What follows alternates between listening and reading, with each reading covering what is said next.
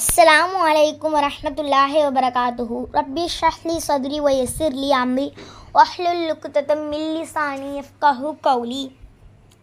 ரப்பனா ஸித்னா இல்மா. எனக்கு கொடுக்கப்பட்டுள்ள தலைப்பு, எப்படிப்பட்ட பிராணிகளை குர்பானி கொடுக்க வேண்டும். நாம் எந்த ஒரு அமல் செய்தாலும் நபி ஸல்லல்லாஹு அலைஹி வஸல்லம் அவர்கள் காட்டிய வழிமுறையில் செய்ய வேண்டும். நாம் விரும்பியபடி செய்தால் அல்லாஹ்விடம் ஏற்றுக்கொள்ளப்படாது. தொழுகை, நோன்பு போன்ற வணக்கங்களை எப்படி நிறைவேற்றணும் என்பதை நபி ஸல்லல்லாஹு அலைஹி வஸல்லம் அவர்கள் சொல்லிக் கொடுத்ததைப் போல் குர்பானி சட்டங்களையும் தெளிவுபடுத்தியிருக்கிறார்கள்.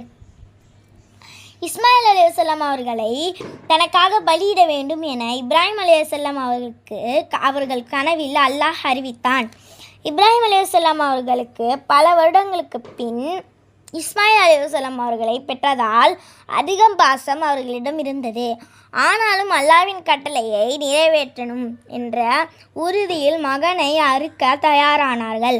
அப்போது ஷைத்தான் அவர்கள் மனதில் தீய எண்ணத்தை ஏற்படுத்தினான். ஆனால் இப்ராஹிம் அலைஹிஸ்ஸலாம் ஷைத்தானுக்கு கட்டுப்படாமல் இறை கட்டளையை நிறைவேற்ற துணிந்தார்கள். அவர்களின் இந்த தியாகத்தை அல்லாஹ் ஏற்றுக்கொண்டு இஸ்மாயில் அலைஹிஸ்ஸலாம் அவர்களை பலியிடுவதற்கு பதிலாக ஒரு பிராணியை பலியிடுமாறு அல்லாஹ் கட்டளையிட்டான். இந்த மாபெரும் தியாகத்திலிருந்து நாம் படிப்பினை பெற வேண்டும் என்பதற்காக ஒவ்வொரு வருடமும் துல்ஹஜ் மாதத்தில் ஆடு, மாடு, ஒட்டகங்களை அறுத்து பலியிடுமாறு நபி ஸல்லல்லாஹு அலைஹி வஸல்லம் அவர்கள் நமக்கு வழிகாட்டியுள்ளார்கள். அவற்றின் மாமிசங்களோ அவற்றின் இரத்தங்களோ அல்லாஹ்வை அடைவதில்லை. மாறாக உங்களிடம் உள்ள இரையச்சமே அவனை சென்றடையும். குர்பானிக்காக வாங்கப்படும் ஆடு, மாடிற்கு 2 வருடம் முடிந்திருக்க வேண்டும். ஒட்டகத்திற்கு 5 வருடம் முடிந்திருக்க வேண்டும். பல் விழுந்த பிராணி வாங்குவது சிறந்தது. பால் கொடுக்கும் பிராணி குர்பானி கொடுக்க வேண்டாம். ஏனென்றால் தாயை அறுத்துவிட்டால் பாலிற்கும் பாசத்திற்கும் ஏங்கும் நிலை குட்டிக்கு ஏற்படும். இதை கவனத்தில் கொண்டு பால் கொடுக்கும் பிராணியை அறுப்பதை தவிர்க்க வேண்டும். ஒட்டகம், மாடு இவற்றில் 7 பேர் சேர்ந்து கூட்டு குர்பானி கொடுக்கலாம். ஒரு ஒட்டகத்திற்கு 10 பேர் சேர்வதற்கும் ஆதாரம் உள்ளது. ஒட்டகம், மாட்டில் மட்டும்தான் கூட்டு குர்பானி கொடுக்கலாம். ஆட்டில் ஒரு குடும்பம் மட்டுமே கொடுக்க வேண்டும். பிராணி அறுப்பதற்கு முன் ஓதும் துவா: பிஸ்மில்லாஹ் அல்லாஹும்ம தகப்பல் மின் முஹம்மதின் வலாலி முஹம்மதின் வ மின் உம்மத்தி முஹம்மதின்.